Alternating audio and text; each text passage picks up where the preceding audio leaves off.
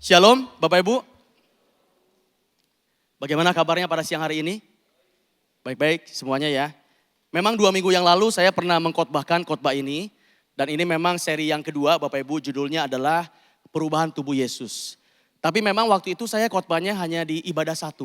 Jadi ibadah 2 dan ibadah 3 saya tidak berkhotbah 2 minggu yang lalu. Bapak Ibu nanti kalau yang belum sempat dengar, nanti bisa dengar di YouTube ya, di rekamannya. Karena memang sangat berkaitan atau ya ini seri kedua jadi memang nyambung gitu Bapak Ibu sama seri yang pertama.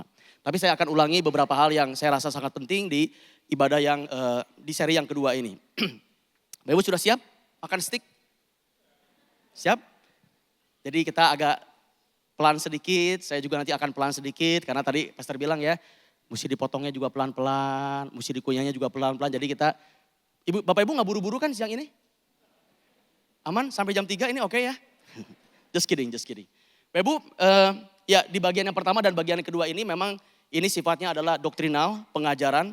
Dan saya berterima kasih buat semua respon yang disampaikan dari 2 minggu yang lalu. Ya inilah salah satu resikonya kalau khotbah pengajaran ya seperti ini Bapak Ibu. Ada pro, ada kontra, ya itu hal yang biasa. Buat saya nggak apa-apa. Justru memang salah satu goal pengajaran seperti ini adalah biar Bapak Ibu tuh apa ya. Ya mau pro mau kontra tapi terdorong untuk belajar lebih lanjut gitu. Kok ngomong begitu ya? Bener gak begitu? Nah gali, nah itu memang goalnya, tujuannya. Jadi sangat tidak apa-apa, Bapak Ibu berpikir kritis ya memang harus begitu. Setuju gak setuju ya gak apa-apa. Tapi memang kalau Bapak Ibu setuju gak setuju itu harus ada argumentasinya. Kenapa Bapak Ibu tidak setuju? Kenapa Bapak Ibu setuju? Jangan pokoknya tidak setuju, pokoknya setuju. Ya itu susah Bapak Ibu ya. Jadi kalau Bapak Ibu tidak setuju atau setuju tidak apa-apa. Tapi ya harus belajar lagi, harus berargumentasi dengan baik. Satu aja yang perlu kita pegang. Kalau Bapak Ibu berargumentasi, argumentasinya harus baik-baik. Harus sopan, ya jangan menyakiti yang lainnya. Jadi perbedaan hal yang sangat wajar. Ya tapi kita mesti sopan santun ya dengan baik waktu kita ngomongnya dan segala macam. Baik, nah di seri yang pertama itu saya bicara lebih banyak tentang perubahan tubuh Yesus. Dari semenjak Tuhan Yesus belum lahir, sebelum Natal lah gitu kalau bahasa kita ya. Sampai Tuhan Yesus naik ke surga. Nah itu bagian yang pertama. Tapi hari ini saya akan melanjutkan kalau itu kan perubahan tubuh Yesus. Kalau perubahan tubuh kita kayak gimana ya? Sebelum kita dilahirkan kita itu kayak apa? Setelah nanti kita dibangkitkan kita itu akan jadi seperti apa? Nah itu topik utama kita pada siang hari ini. Tapi sebelum kita mulai Bapak Ibu izinkan saya mengulangi dulu 2 hal dari bagian yang pertama. Yang menurut saya ini sangat penting. 2 hal. Yang pertama tadi sudah disampaikan oleh Pastor Arif juga.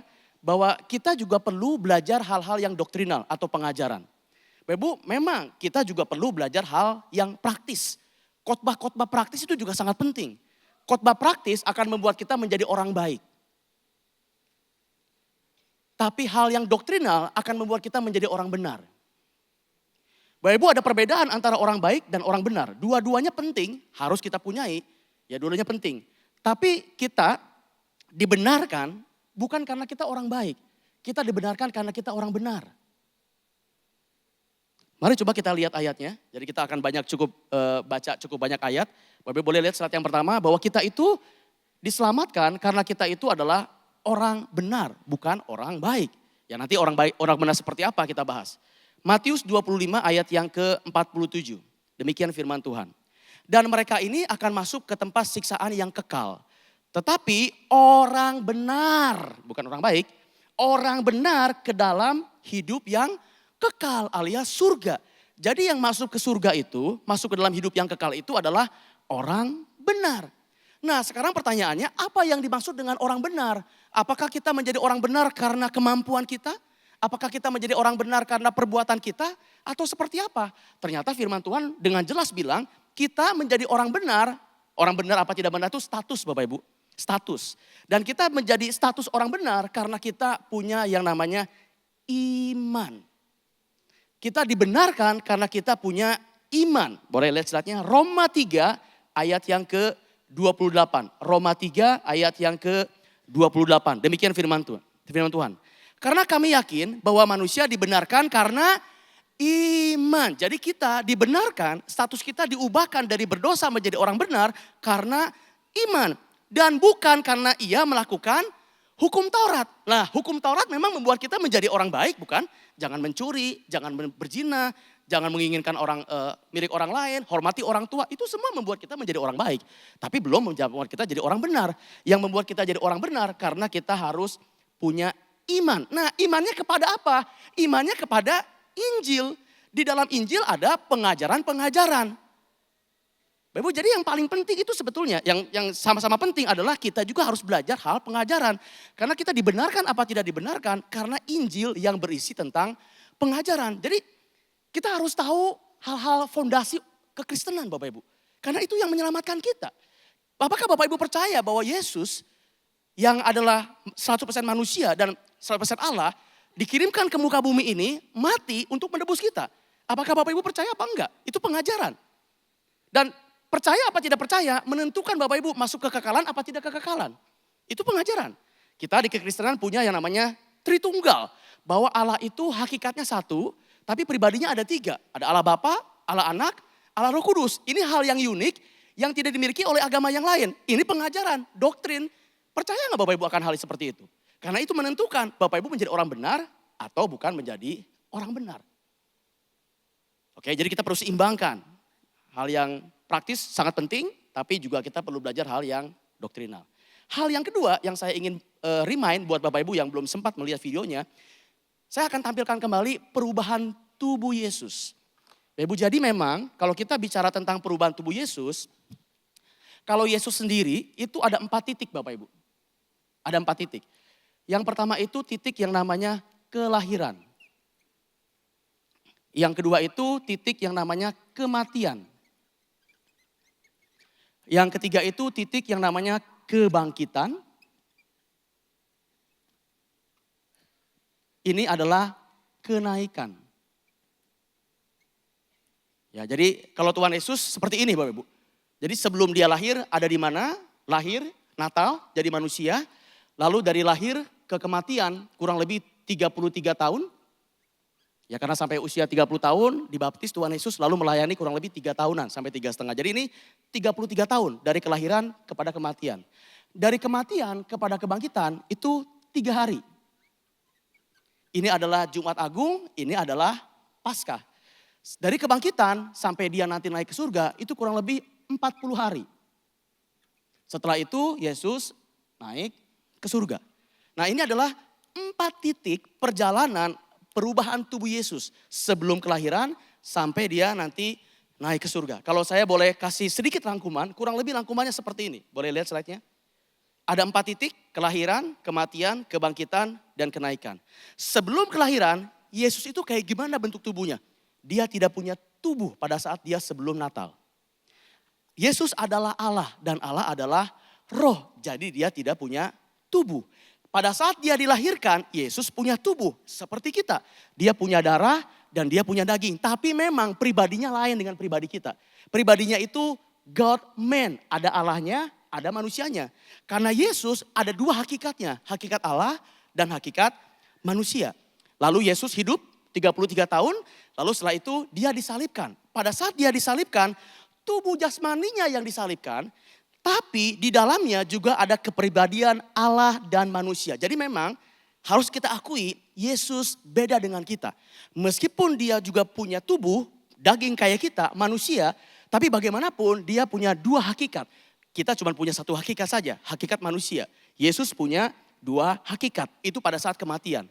3 hari kemudian dia dibangkitkan. Apa yang terjadi pada saat dia kebangkitan? Sama-sama kita tahu pada hari Paskah ya.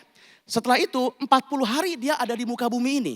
Nah pada saat Yesus ada di muka bumi, pada saat setelah dia mati dan dibangkitkan, terjadi perubahan dalam tubuh Yesus. Yang disebut namanya tubuh kebangkitan atau tubuh kemuliaan. Jadi waktu Yesus di muka bumi ini, dia punya tubuh kayak kita, perhatikan. Tapi pada saat dia setelah dibangkitkan dari kayu salib, sebelum dia naik ke surga, tubuhnya diperbaiki. Di-upgrade kalau bahasa saya. Ini adalah upgrade yang pertama. Jadi tubuhnya berbeda dengan tubuh sebelum dia disalibkan. Ada upgrade. Nah kalau Bapak Ibu mau tahu detail seperti apa upgrade-nya, nanti bisa lihat di videonya. Tapi saya berikan beberapa ciri. Tubuh yang di-upgrade itu seperti apa? Beberapa ciri ya. Yang pertama, tubuh Yesus waktu di-upgrade, dia bisa tembus pintu. Bisa tembus dinding. Nah ini bukan apa Bukan Fantastic Four, bukan ya. Dia bisa tembus pintu, bisa tembus dinding. Lalu dia bisa tiba-tiba hilang. Lagi ngobrol dengan muridnya, bum, hilang aja. Tiba-tiba muncul lagi gitu. Nah itu tubuh Yesus tuh. Upgrade yang pertama. 40 hari ada di muka bumi seperti itu. Lalu setelah itu dia naik ke surga bukan? Naik ke surga. Nah pada saat dia naik ke surga, boleh lihat slide-nya. Pada saat dia naik surga, tubuh jasmaninya masih ada. Tapi tubuhnya mulai disempurnakan. Kalau itu diperbaiki kualitasnya, kalau ini disempurnakan. Bahasa saya namanya upgrade yang kedua. Di sini tubuh Yesus punya ciri-ciri yang berbeda dengan yang di sini. Nah nanti detailnya bisa lihat lagi kembali di video. Jadi inilah kisah perjalanannya tubuhnya Yesus. Ada upgrade yang pertama, ada upgrade yang kedua. Ini tubuh Yesus yang sudah kita bahas di seri yang pertama lalu. Hari ini kita akan bahas kalau tubuh kita kayak gimana. Itu kan tubuhnya Yesus. Kalau tubuhnya kayak kita kayak gimana? Bapak Ibu kalau tubuh kita cuma punya 3 titik. Kalau kita cuma ada kelahiran, nanti ada kematian, dan kita pun nanti akan dibangkitkan, kebangkitan. Nah kalau kita, bedanya gini, Yesus ada 4 titik, kita cuma punya 3 titik. Apa yang tidak kita punya? Karena Yesus pada saat dia setelah bangkit, setelah disalibkan, dia masih ada 40 hari di muka bumi ini. Kalau kita enggak nanti. Begitu kita dibangkitkan, ya pada kedatangan Tuhan Yesus 2 kali, ya udah kita langsung bangkit. Kita enggak punya yang ini nih. Antara kebangkitan dengan kenaikan. Kita nyatu. Antara kebangkitan dan kenaikan, ini kita langsung sekaligus. Bam, langsung. Jadi kita cuma punya 3 titik, Yesus punya 4 titik. Oke, boleh lihat slide-nya? Jadi kalau saya gambarkan, titik manusia kurang lebih seperti ini. Kelahiran, kematian dan kebangkitan. Oke, dan sekarang kita akan lihat kalau tubuh kita perubahannya seperti apa. Mari kita mulai titik yang pertama namanya kelahiran. Kelahiran. Kalau sebelum kita lahir, kita itu ada di mana Bapak Ibu? Kalau Yesus jelas sebelum dia lahir ya dia ada di surga dan bentuknya roh. Dia belum punya tubuh fisik. Kalau kita sebelum lahir itu kita bentuknya kayak apa? Apakah kita punya roh juga? Apakah kita punya jiwa juga? Atau kayak gimana? Nah sebelum kita bahas Bapak Ibu ya. Mari kita perkenalan dulu dengan istilah.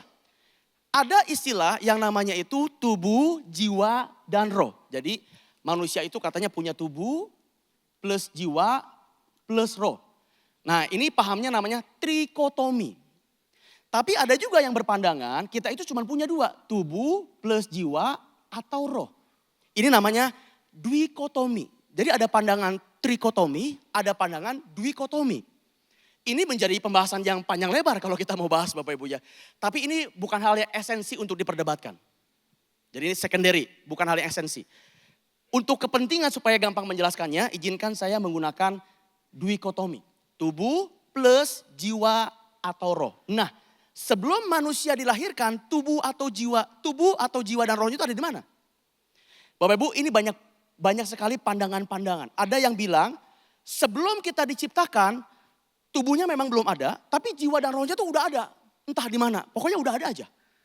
Nanti begitu sel spermanya papa dengan sel telurnya mama ketemu baru bergabung, baru masuk gitu. Jiwa, tubuh dan rohnya baru masuk. Itu ada yang bilang seperti itu. Ada juga yang bilang nanti pada saat sperma dengan sel telur bertemu di rahim ibu kita, baru tubuhnya dibentuk, baru nanti jiwa dan rohnya diciptakan oleh Tuhan. Ada juga yang berpandangan seperti itu Bapak Ibu. Jadi memang untuk masalah ini pun banyak perbedaan-perbedaan. Setidaknya ada 3 pandangan. Sekali lagi ini kalau dibahas akan menjadi panjang dan rumit. Tapi saya langsung aja menginformasikan ke Bapak Ibu bahwa sebelum kelahiran manusia itu ada kayak gimana bentuknya. Setidaknya ada 3 pandangan. Yang pertama dikatakan bahwa jiwa manusia teh udah ada. Sebelum dia mulai ada, jadi udah ada. Somewhere, gak tahu di mana, udah ada aja. Nanti begitu sperma ketemu dengan sel telur, baru jadi. 1. Yang kedua, ada yang bilang baik tubuh maupun jiwa seorang anak diturunkan oleh dan dari orang tuanya. Jadi ini baik jiwa atau roh dengan tubuhnya semuanya murni datang dari orang tua. Tentu ada campur tangan Tuhan, tapi semuanya datang dari orang tua. Itu pandangan yang kedua. Pandangan yang ketiga bilang begini, tubuh anak berasal dari orang tuanya, sperma dengan sel telur. Tetapi begitu dia bergabung, jadi nih langsung Tuhan menciptakan jiwanya. Jadi tubuh anak berasal dari orang tua, tetapi jiwanya merupakan ciptaan langsung dari Tuhan. Bapak Ibu, setidaknya ada 3 pandangan keadaan manusia sebelum dia dilahirkan. Ya, kembali ini bukan hal yang esensi untuk diperdebatkan, tapi saya pribadi saya lebih condong ke yang ketiga. Tubuh anak berasal dari orang tua, tetapi jiwanya merupakan ciptaan langsung dari Tuhan. Jadi kalau saya simpulkan, maka sebelum kelahiran manusia tidak punya tubuh, jiwa atau rohnya, tidak punya. Tapi pada saat dia dilahirkan, saat itu manusia punya tubuh, jiwa atau roh. Pada saat dia dilahirkan. Yang saya maksud dengan dilahirkan bukan dalam arti borojol gitu Bapak, apa ya? Apa sih borojol? Dilahirkan bayinya bukan. Jadi pada saat di dalam rahim pun sperma ketemu dengan sel telur sudah bertemu, itu pun termasuk kelahiran. Jadi bukan dalam konteks brojolnya aja, tapi dari awal tuh dia sudah punya tubuh, jiwa dan roh. Mesti nunggu 9 bulan betul supaya betul-betul utuh ya. Tapi semenjak di rahim itu pun kan sudah menjadi manusia sebetulnya. Nah, ini adalah keadaan manusia sebelum kita dilahirkan. Setelah itu kita dilahirkan. Setelah itu kita menjalani kehidupan yang durasinya bisa beda-beda. Ada yang umur panjang, ada yang umur sedang, ada yang umur singkat. Durasinya beda-beda. Tapi kita akan mengalami yang namanya kematian. Oke, sekarang mari kita bahas titik yang kedua. Namanya titik kematian. Apa yang terjadi pada tubuh kita pada saat kita itu mati? Apa yang terjadi? Apa yang terjadi dengan tubuh? Apa yang terjadi dengan jiwa atau roh pada saat kita mati? Kalau tubuh udah jelas, ya kan? Kalau tubuh mah udah jelas. Kalau Bapak Ibu dikubur, ya berarti tubuh kita secara jasmani ada di kuburan. Kalau Bapak Ibu dikremasi, ya berarti tubuhnya sudah jadi debu. Jadi kalau tubuh secara fisik jelas akan musnah, tidak ada lagi. Nanti pada hari kebangkitan, kita akan bahas nanti ya, itu akan dibangkitkan lagi. Tapi pada saat kita mati, tubuh jasmani kita hilang, hancur. Nah pertanyaannya, jiwa dan roh kita itu kemana pada saat kita mati? Di sini pun banyak variasi tafsiran. Kemana roh kita pada saat kita mati? Tapi sebelum kita bahas lebih dalam, Bapak Ibu, yang saya mau Bapak Ibu pegang dulu, perhatikan nih. Yang mau kita pegang dulu adalah, setelah kita mati, yang pasti jiwa atau roh itu masih hidup. Itu dulu yang mesti kita pegang ya. Masalah hidupnya ada di mana, sebentar kita bahas. Yang pasti, setelah kita mati, tubuh jasmani kita hancur, tapi jiwa dan roh kita masih hidup, masih ada. Beberapa bukti dari firman Tuhan, sebetulnya banyak banget. Saya ambil 2 aja. Bapak Ibu masih ingat kisah orang kaya dengan Lazarus? Masih ingat? Saat itu orang kaya mati, ya pasti tubuh jasmaninya dikubur. Ya kan, orang kaya mati. Tapi pada saat orang kaya itu masuk ke neraka, ya dia bilang begini kepada Tuhan gitu. Lazarus enak banget di pangkuan Abraham. Aku di sini kehausan, aku sakit. Jiwa dan rohnya masih ada, masih hidup. 1. Yang kedua, Bapak Ibu masih ingat kisah tentang penjahat di sisi Yesus yang terima Tuhan Yesus? Ya, ada salah satu di antara penjahat itu yang dia bertobat. Nah, mari kita coba lihat dulu ayatnya ya. Lukas 23. Lukas 23 ayat yang ke-43. Demikian firman Tuhan. Kata Yesus kepadanya, penjahat yang bertobat. Aku berkata kepadamu, sesungguhnya hari ini juga. Jadi sekarang, bukan besok, hari ini juga, bukan kebangkitan, hari ini juga. Engkau akan ada bersama-sama dengan aku di dalam Firdaus. Engkau akan ada bersama-sama dengan aku di Firdaus. Pertanyaannya, yang ada bersama-sama dengan Tuhan Yesus di Firdaus itu apanya? Udah pasti bukan tubuhnya, karena tubuhnya disalibkan, ya kan? Udah pasti bukan tubuhnya. Jadi apa yang ada bersama dengan Tuhan Yesus di Firdaus? Jiwa atau rohnya yang ada di Firdaus. Jadi Bapak Ibu yang pasti, ini banyak banget ayat yang lain sebetulnya. Tapi yang pasti jiwa dan roh kita masih hidup pada saat kita, masih ada pada saat kita mati. Sebetulnya Bapak Ibu disinilah mulai ada perbedaan-perbedaan. Kristen dengan Katolik punya perbedaan di sini. Setelah mati jiwa dan rohnya kemana? Kristen dengan Katolik punya perbedaan. Ya kan? Termasuk dengan Advent, kita pun punya perbedaan. Karena menurut orang Advent setelah mati itu manusia itu tertidur jiwa dan rohnya. Kita Pentakosta tidak menganut seperti itu. Pentakosta dan kebanyakan gereja Protestan bilang begini. Pada saat manusia mati, tubuhnya hancur, betul. Jiwa dan rohnya akan masuk salah satu dari dua tempat. Saya ulangi, jiwa dan rohnya akan masuk salah satu dari dua tempat. Tempat yang pertama namanya neraka. Tempat yang kedua namanya surga. Jadi Bapak Ibu, setelah kita mati, jiwa dan roh kita saat itu juga masuk ke surga atau masuk ke neraka. Tidak ada tempat yang lain. Neraka atau surga. Boleh lihat slide-nya? Jadi kalau gitu, di titik kematian kita bisa bilang gini, tubuh kita musnah, tapi jiwa dan roh kita tetap hidup. Hidupnya ada di mana? Dua aja alternatifnya. Apakah masuk surga ataukah masuk neraka.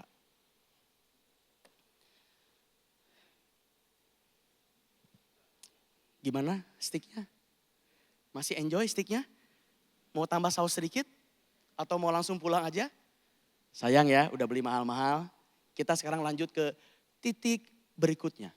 Nah, jadi kalau kita sudah mati, ya Bapak Ibu, sebelum Tuhan Yesus datang, umpamanya kita keburu mati nih, maka sekarang kita sudah masuk jiwanya ke dalam surga atau neraka, tapi sekarang kita akan menantikan kebangkitan tubuh kita. Kapan ini terjadi? Pada saat Tuhan Yesus datang kedua kalinya. Ya, pada saat Tuhan Yesus datang kedua kalinya. Pada saat Tuhan Yesus datang kedua kalinya, maka tubuh orang-orang yang sudah mati dari zaman baheula, tubuh orang-orang yang sudah mati sampai yang sekarang baru mati akan dibangkitkan tubuhnya. Coba, mari kita lihat dulu ayatnya. 1 Korintus 15 ayat yang ke-52. Boleh lihat?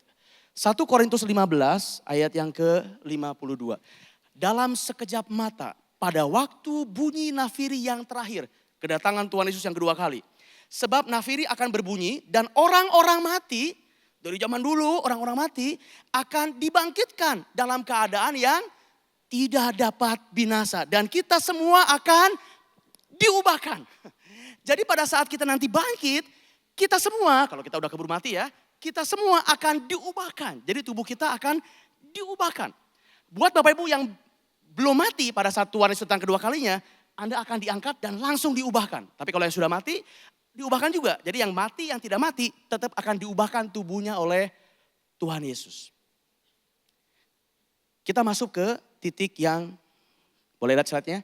Titik yang ketiga, namanya kebangkitan. Nah, sekarang pertanyaannya, pada saat kita dibangkitkan, tubuh kita teh kayak apa? Apakah masih kayak yang sekarang nih? Ada daging, ada darah, kalau dicubit sakit, kalau disilet berdarah. Apakah seperti itu? Atau enggak ada darah dan enggak ada daging? Tubuh kita itu kayak gimana sih? Tapi yang pasti tadi firman Tuhan sudah bilang bahwa tubuh kita akan diubahkan. Nah, diubahkannya itu kayak gimana? Bapak Ibu, mari kita baca Filipi 3, 20 sampai 21. Diubahkannya tuh kayak gimana? Filipi 3, 20 dan 21. Karena kewargaan kita adalah di dalam surga. Dan dari situ kita menantikan Tuhan Yesus Kristus sebagai juru selamat. Yang akan mengubah tubuh kita. Jadi yang mengubah tubuh kita adalah Tuhan Yesus Kristus. Yang hina ini sehingga serupa dengan tubuhnya yang mulia. Jadi kita nanti akan pakai tubuh kemuliaan. Sebagaimana tubuh Tuhan Yesus yang mulia. Menurut kuasanya yang dapat menaklukkan segala sesuatu kepada dirinya, Bapak Ibu. Jadi, perhatikan. Jadi, pada saat kita bangkit nanti, kita masih punya tubuh jasmani. Saya ulangi. Pada saat nanti kita bangkit, kita masih punya tubuh jasmani. Tapi bedanya apa sama sebelum kita mati? Tubuh jasmani kita nanti pada saat kita dibangkitkan, tubuh jasmani kita itu nggak ada darah, nggak ada daging. Tidak ada darah dan tidak ada daging. Percaya Bapak Ibu? Kalau saya yang ngomong jangan percaya. Kita lihat Alkitab yang ngomong. Mari kita lihat ayatnya Bapak Ibu. 1 Korintus 15 ayat yang ke-50. 1 Korintus 15 ayat yang ke-50. Saudara-saudara, ini Paulus yang bilang ya. Saudara-saudara, inilah yang hendak kukatakan kepadamu. Yaitu bahwa darah dan daging tidak mendapat bagian dalam kerajaan Allah. Jadi darah dan daging tidak akan mendapat bagian dalam kerajaan Allah. Waktu kita dibangkitkan masuk ke dalam kerajaan Allah. Dan bahwa yang binasa tidak mendapat bagian dalam apa yang tidak binasa. Nah, Bapak Ibu menarik bukan? Jadi pada saat nanti kita dibangkitkan, kita masih punya tubuh fisik, tubuh jasmani. Tapi tubuh jasmaninya, komposisinya, unsurnya bukan darah dan bukan daging. Mari kita lihat salah satu komentar, boleh lihat slide-nya. Dari seorang teolog yang dia pernah bikin bukunya adalah tafsiran surat 1 Korintus, namanya John Wesley. Beliau pernah bilang begini, saya kutip ya, perkataan John Wesley. Paulus telah berkata dengan tegas dan tepat bahwa tubuh jasmani tidak mendapat bagian dalam kerajaan surga. Karena tubuh itu tidak cocok dengan keadaan surgawi. Tubuh jasmaninya boleh ada, tapi harus diubahkan agar sesuai dengan keadaan di surga. Jadi Bapak Ibu, kita nanti waktu bangkit punya tubuh jasmani, tapi bahan dasarnya itu bukan darah dan bukan daging. Tapi bentuknya masih jasmani, bisa ada, bisa kelihatan. Tapi bukan darah dan daging. Bisakah Anda membayangkan sebuah tubuh yang gak ada darah dan gak ada daging, tapi masih tubuh jasmani. Bisa Anda bayangkan? Kayak gimana Pak Andi bentuknya? Aduh Bapak Ibu, pucet tahu. Teuing, saya juga nggak tahu. Karena sejauh yang Alkitab tulis tidak menceritakan dengan detail kira-kira tubuhnya kayak gimana. Enggak. Ya memang ada beberapa yang tetap rahasia Tuhan bukan. Tapi memang komposisinya bukan darah dan daging. Tapi ya kita masih ada bentuk fisik. Kayak gimana? Ya saya nggak tahu. Ini sejauh petunjuk dari Alkitab ya cuma sampai sejauh itu. Boleh lihat slide-nya. Jadi kalau saya simpulkan Bapak Ibu, pada saat kebangkitan memakai tubuh jasmani yang sama kembali namun dalam kondisi yang sudah diperbaharui. Jadi pertanyaannya, oke, kalau nanti kita dibangkitkan, ya kalau kita dibangkitkan nanti di sini, kita kan tadi masih punya tubuh jasmani ya, tapi bukan darah dan daging. Pertanyaannya, tubuh jasmani kita ini lebih mirip ke tubuh Yesus upgrade 2, ciri-cirinya Bapak Ibu nanti bisa lihat videonya, atau lebih mirip kepada tubuh Yesus upgrade yang pertama. Kan itu pertanyaannya, upgrade 1 atau upgrade yang kedua. Kalau saya boleh tunjukkan lagi slide-nya, boleh lihat slide-nya. Yang ini loh, pada saat Tuhan Yesus di 40 hari ini kan, Tuhan Yesus mengalami yang namanya upgrade 1, yang disebut namanya masih tubuh lama tapi ada perubahan di mana kualitas tubuhnya meningkat. Yang kedua, tubuh ini upgrade 1 disebut namanya tubuh kebangkitan atau tubuh kemuliaan. Makanya tadi disebutnya tubuh mulia, tubuh kemuliaan. Jadi Bapak Ibu kalau saya boleh kasih bocoran sedikit, tubuh kita nanti setelah kita dibangkitkan lebih akan cenderung seperti contoh upgrade 1. Tubuh kita nanti akan lebih sama, condong kepada tubuh Yesus upgrade 1. Pada saat dia setelah dibangkitkan sebelum kenaikan, yaitu pada saat 40 hari ada di muka bumi ini. Jadi tubuh kita nanti lebih akan mirip dengan upgrade yang pertama. Oke, nah mungkin Bapak Ibu, kalau Bapak Ibu sudah lihat videonya atau sudah nonton, Bapak Ibu akan mulai ada sesuatu yang konslet dalam pikiran Bapak Ibu. Maksudnya begini, tadi saya bilang, oke, tubuh kita akan cenderung kepada upgrade 1. Sampai sini setuju? Sampai sini setuju? Oke, upgrade 1 ya. Tapi tadi saya bilang, tubuh kita itu nanti tidak punya darah dan tidak punya daging. Tadi masih ngikutin? Tidak punya darah dan tidak punya daging. Tapi tadi saya sebut bahwa tubuh kita nanti akan lebih cocok dengan tubuh upgrade 1. Waktu Tuhan Yesus masih ada 40 hari di muka bumi ini. Kalau Bapak Ibu mendengarkan videonya atau pernah baca, mungkin Bapak Ibu ngeh, Pak Andi, bukannya Tuhan Yesus setelah dia bangkit, setelah Paskah, sebelum dia naik ke surga, bukannya Tuhan Yesus itu pernah makan ikan goreng. Bapak Ibu ngeh, dia pernah makan ikan goreng, 1. Yang kedua, Tuhan Yesus waktu di sini nih, upgrade 1, masih bisa dipeluk sama murid-muridnya. Bahkan yang namanya Thomas bisa mencolokkan tangannya ke bolongnya itu. Membuktikan bahwa Yesus disalib. Padahal tadi saya bilang tubuh kita itu tidak ada darah dan tidak ada daging. Lah kalau mirip sama Tuhan Yesus upgrade yang pertama, di mana dia masih bisa makan, gimana itu sinkronisasinya? Oke, sabar. Kita akan bahas setelah ini, Bapak Ibu ya. Nah, saya akan bahas itu sekalian kita pengen tahu pada saat tubuh kita itu setelah dibangkitkan, ciri-cirinya seperti apa? Boleh lihat slide-nya? Yang pertama, ciri-ciri tubuh kita setelah kita dibangkitkan. Yang pertama, tubuh kita tidak lagi terdiri dari darah dan daging. Seperti yang tadi sudah disampaikan. Oke, jadi kita nggak punya darah, nggak punya daging. Ayatnya tadi 1 Korintus 15 ayat yang ke-50. Nah, sekarang kalau gitu kembali ke yang ini pertanyaannya. Kalau nggak punya darah dan nggak punya daging, tapi kita mirip dengan kondisi yang di sini, di mana di sini Tuhan Yesus masih bisa makan ikan bakar, ikan goreng, dan dia masih bisa menunjukkan kepada murid-muridnya. Bedanya kenapa? Oke, betul, memang ada perbedaan. Di sini Yesus masih bisa makan ikan, betul. Di sini Yesus masih bisa dipegang tubuhnya, betul.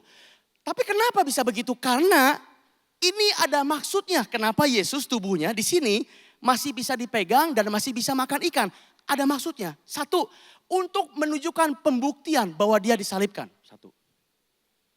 Seperti Thomas kan, karena Thomas bilang, aku gak percaya deh. Kalau belum pegang itu bekas salibnya, aku gak percaya. Dan Tuhan Yesus tampil ke hadapan Thomas dan dia bilang, silakan pegang bekasnya. Yang kedua, untuk menunjukkan murid-muridnya bahwa dia juga sekarang adalah Allah yang hidup. Jadi Bapak Ibu, kenapa di sini meskipun sudah upgrade yang pertama, masih bisa makan ikan, masih bisa dipeluk, karena ada dua tujuan Tuhan Yesus. Pembuktian bahwa dia sudah disalibkan dan pembuktian dia adalah sudah bangkit kepada murid-muridnya. Tapi nanti kita, waktu kita dibangkitkan, kita tidak ada darah dan tidak ada daging lagi. Oke, kita lihat sekarang ciri yang kedua. Pada saat nanti kita dibangkitkan, ciri yang kedua adalah kita tidak membutuhkan makan dan minum lagi. Jadi gak bisa makan steak deh. Ini kabar baik apa kabar buruk Bapak Ibu? Tidak bisa makan steak, tidak bisa makan ayam, tidak bisa minum apa lagi? Nggak bisa. Mari kita lihat dasar ayatnya. Dari 1 Korintus 6, 13 sampai 14. Demikian firman Tuhan. Makanan adalah untuk perut dan perut untuk makanan. Tetapi kedua-duanya akan dibinasakan oleh Allah. Apa itu? Makanan untuk perut dan perut untuk makanan. Tetapi tubuh bukanlah untuk percabulan, melainkan untuk Tuhan dan Tuhan untuk tubuh. Allah yang membangkitkan Tuhan akan membangkitkan kita juga oleh kuasanya. Satu lagi, Wahyu 7 ayat yang ke-16. Wahyu 7 ayat yang ke-16. Mereka, kita, kalau kita dibangkitkan nanti dan kalau kita percaya sama Tuhan Yesus, mereka tidak akan menderita lapar dan dahaga lagi. Dan matahari atau panas terik tidak akan menimpa mereka lagi. Jadi nanti di surga pada saat kita dibangkitkan, gak ada lapar, gak ada haus. Kita gak perlu makan dan kita gak perlu minum. Oke. Ciri yang ketiga, tidak membutuhkan kawin. Matius 22 ayat yang ke-30. Karena pada waktu kebangkitan orang tidak kawin dan tidak dikawinkan. Melainkan hidup seperti malaikat di surga. Jadi nanti di surga gak ada kawin mengawinkan. Kita masih bisa mengenali pasangan kita. Jadi saya masih bisa lihat istri saya, masih bisa lihat. Tapi cinta yang ada bukan cinta eros. Cinta yang ada cinta agape. Di sana cuma ada cintanya agape, enggak ada cinta nafsu. Cintanya cinta agape, bukan cinta eros. Nah ini agak lain dengan yang lain ya, Bapak Ibu ya. Kita betul-betul di surga, kita tidak kawin dan tidak mengawinkan. Saya nggak sebut ya, oke cukup sampai di sana. Kita sekarang masuk ke ciri yang berikutnya. Ciri keempat. Tubuh kita tidak bisa rusak dan tidak bisa mati. 1 Korintus 15, 53 sampai 54. 1 Korintus 15, 53 sampai 54. Karena yang dapat binasa ini harus mengenakan yang tidak dapat binasa. Dan yang dapat mati ini harus mengenakan yang tidak dapat mati. Dan sesudah yang dapat binasa ini mengenakan yang tidak dapat binasa. Dan yang dapat mati ini mengenakan yang tidak dapat mati.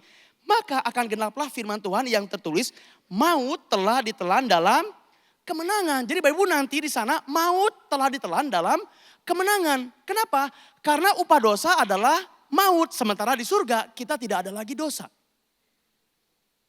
Kita di surga tidak ada lagi dosa. Makanya tubuh kita tidak akan bisa mati, tidak akan bisa binasa.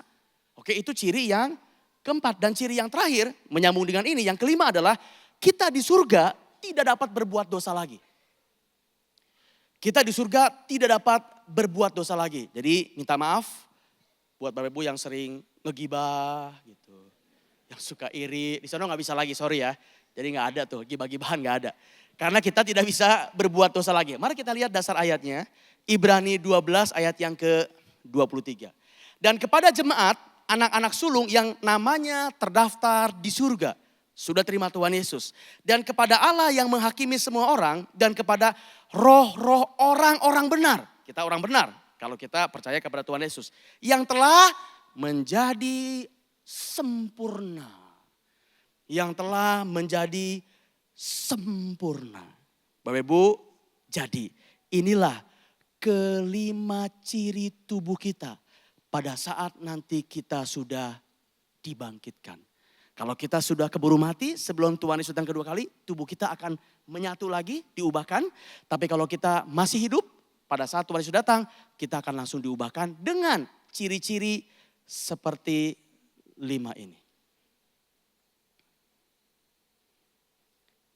Sebagai penutup, saya akan coba rangkum dari awal sampai akhir, biar Bapak Ibu punya gambaran yang utuh. Ini adalah ketiga titik perubahan tubuh manusia. Titik yang pertama adalah kelahiran. Sebelum kita dilahirkan, kita tidak punya tubuh dan kita tidak punya jiwa atau roh. Pada saat kita dilahirkan, termasuk masih ada dalam rahim ibu kita, manusia punya tubuh dan manusia punya jiwa atau roh. Lahirlah ke muka bumi ini. Lalu manusia menjalani kehidupannya, entah waktunya berapa banyak. Tapi setelah itu manusia akan mengalami yang namanya kematian. Pada saat kematian, tubuh fisiknya akan hancur, musnah. Tapi jiwa dan rohnya masih hidup. Dan alternatifnya cuma ada 2 tempat saja. Apakah surga, apakah neraka. Oke, pada saat nanti kebangkitan, Bapak Ibu, kita akan kembali dibangkitkan kalau sudah mati, kalau masih hidup langsung diubahkan, tubuh kita menjadi tubuh kemuliaan dengan ciri-ciri seperti yang tadi sudah kita bahas. Ini adalah perubahan tubuh kita sebelum kita lahir dan sampai kita nanti dibangkitkan. Coba mari sekarang kita bandingkan ya. Bandingkan antara perubahan tubuh Yesus dengan perubahan tubuh kita dalam satu slide. Inilah perbandingannya antara tubuh Yesus dengan tubuh kita.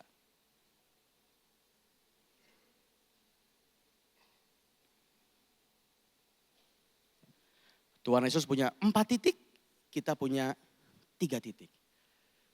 Tubuh kebangkitan kita akan sama seperti tubuh Tuhan Yesus sebelum dia naik ke surga setelah dia bangkit. 40 hari di muka bumi ini. Upgrade yang pertama. Meskipun di luar dari yang darah dan daging tadi. Tapi ini adalah rangkuman perubahan tubuh Yesus dan perubahan tubuh kita. Oke, Bapak Ibu, terakhir. Setelah kita tahu ini semua, apa pelajaran rohaninya? Ya istilah anak muda zaman sekarang, so what gitu. Terus udah gini apa? Terus kenapa gitu? So what? Setelah kita tahu perubahan tubuh kita kayak gini, terus mau gimana? Bapak Ibu, sebagai penutup saya bagikan 3 pelajaran rohani yang kita bisa dapatkan setelah kita tahu perubahan tubuh kita dari kelahiran sampai kematian. Pelajaran rohani yang pertama. Semua kesusahan kita, sakit penyakit, kekurangan, semuanya ini hanya bersifat sementara.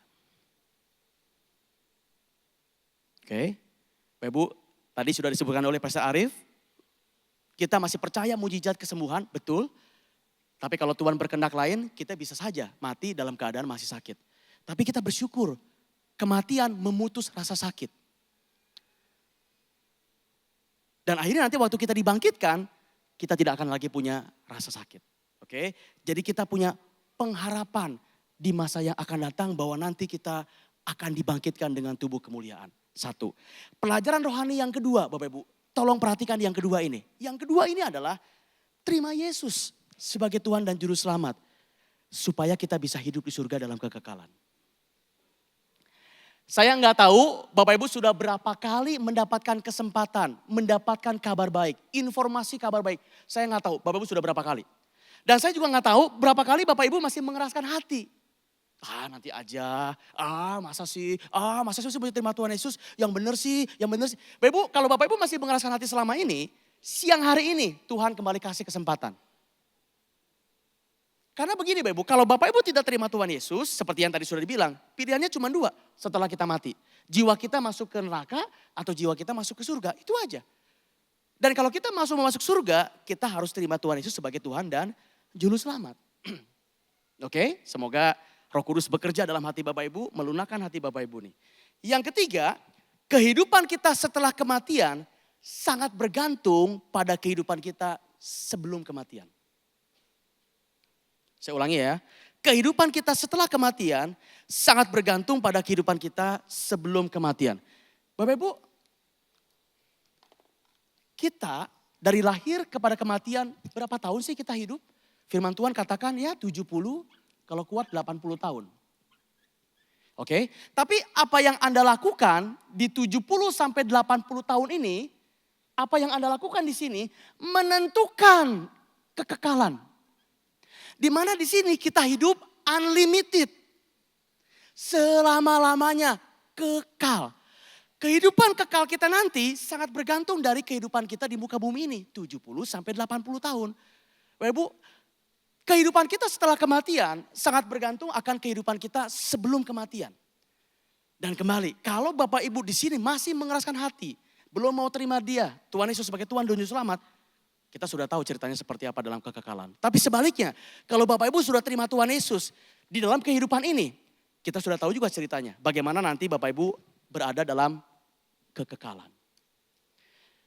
Oke, saya tutup. Ini adalah perkataan Rasul Paulus sebagai pengingat buat kita. Apa yang kita lakukan sebelum kematian menentukan kehidupan kita setelah kematian. Filipi 3, 10 sampai 11. Filipi 3, 10 sampai 11. Ini perkataan Rasul Paulus. Yang kukehendaki ialah mengenal Dia dan kuasa kebangkitannya. Dan persekutuan dalam penderitaannya. Jadi Rasul Paulus bilang gini, aku mau mengenal Engkau. Aku mau terima Engkau sebagai Tuhan dan Juru Selamat. Di mana aku menjadi serupa dengan Dia dalam kematiannya. Inilah yang Paulus lakukan sebelum kematiannya. Sampai akhirnya dia bilang gini sebagai penutup dari ayat ini. Supaya aku akhirnya beroleh kebangkitan dari antara orang mati. Bapak Ibu, biar perkataan Paulus ini mengingatkan kita pada siang hari ini. Sekali lagi, entah sudah sekian kalinya Bapak Ibu mendengar kabar baik ini. Jangan tunda-tunda lagi, terima Dia. Mumpung kita masih punya kesempatan, mumpung kita masih diberikan nafas dan kita bisa hadir ibadah pada siang hari ini. Demikian firman Tuhan pada siang hari ini. Itulah perubahan tubuh manusia dari kelahiran, kematian, sampai kebangkitan. Semoga menjadi berkat buat Bapak Ibu semuanya.